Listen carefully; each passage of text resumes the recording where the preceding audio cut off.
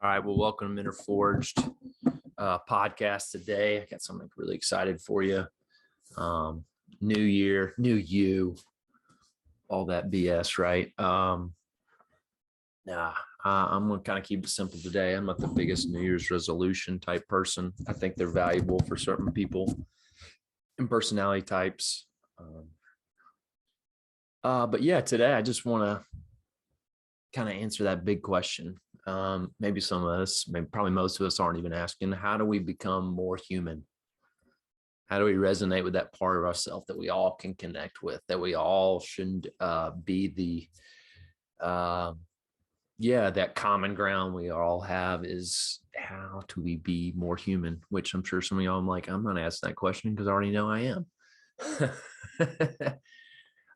No, but if you're anything like me, I think there's many times we resist that fact. We don't really like that we are human, meaning we're flawed, we are imperfect, we make mistakes, we fail, we have disappointments, we hurt. That's probably the worst one. Probably we don't like feeling bad. We don't like hurting. We don't like being vulnerable to other people and into problems and to and so today I'm just gonna talk about how do we embrace that part of ourselves, because at the end of the day, what makes us human?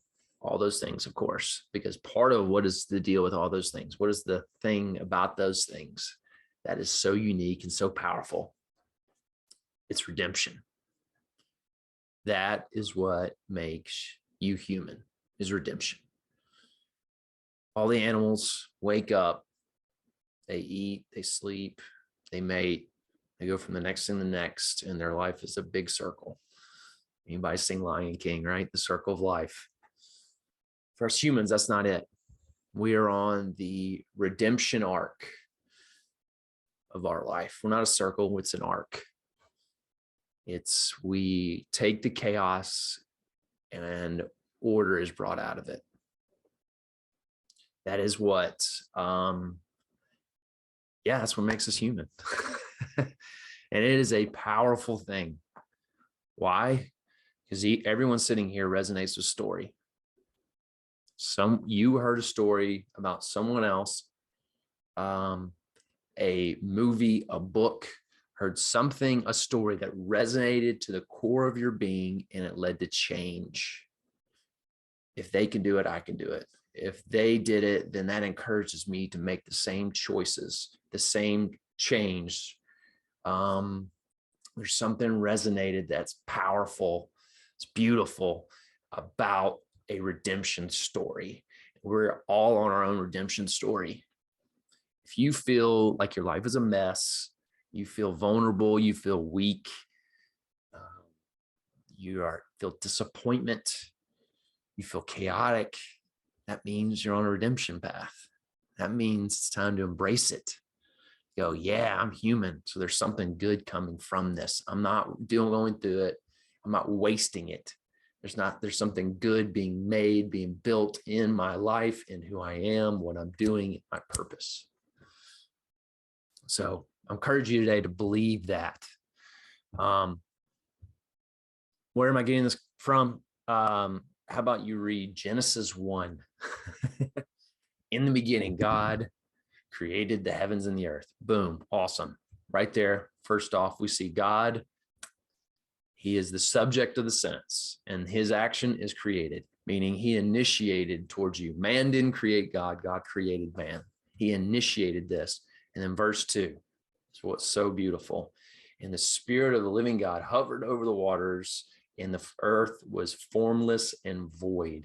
It was chaos. It was so much unknown, just like nothingness of just chaos everywhere, formless and void. So what do we learn from that? That God loves to bring order out of chaos. So think about your life that way. That, hey, if something's chaotic, something's a mess, God's working and doing something in my life, and there's something powerful about to come, like the creation of the world, like the creation of the universe. and all the things, all the new things that we're still discovering about the earth, like that was brought into order by God.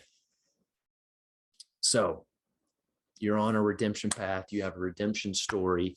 That's why I love helping you unpack your story, but also I love for you to unpack other people's story who are succeeding, who are seeing themselves on that redemption path, who embrace the hardness of life, and you hear their stories, because you'll learn from their stories, right?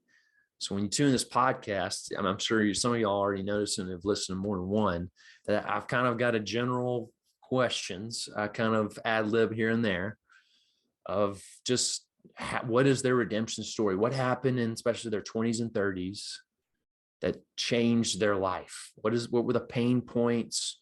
What were the revelations? What were the big moments that led them to who they are today? And I think, if you continue to listen, I hope I have more and more guests, but also just help you unpack in this podcast that you can really start understanding more your own story. And I'll provide more content at mentorforge.com. I'll provide more content here on this podcast to help you just kind of like self-evaluate, understand, embrace the chaos, embrace your redemption story. See the roadmap. Like I love one of my guests, Jay Stringer's, I think it was episode 58, like stringing together everything in our life is a roadmap. All the trauma, all the hurt, all the addictions, every job we had, every job we hated, or every job we loved, like they are a roadmap to who we are and to our purpose, to understanding more of who we are and embracing that and loving that. I could say that's part of my journey of understanding that, like learning to love myself, really value myself, all the unique things that once I embrace that and start then more embracing more of me in the chaos of life, you start really seeing like, ooh, every great human being, every person you admire, every person of success and has meaning in life that you look up to, they've had some pain point where they had to embrace it and it lead to change. All right. So I think I've hit the point. So please, email me with any comments, questions, leave in the comment section. Please subscribe. Please go to mentorforge.com and hope to help you define more of your purpose today.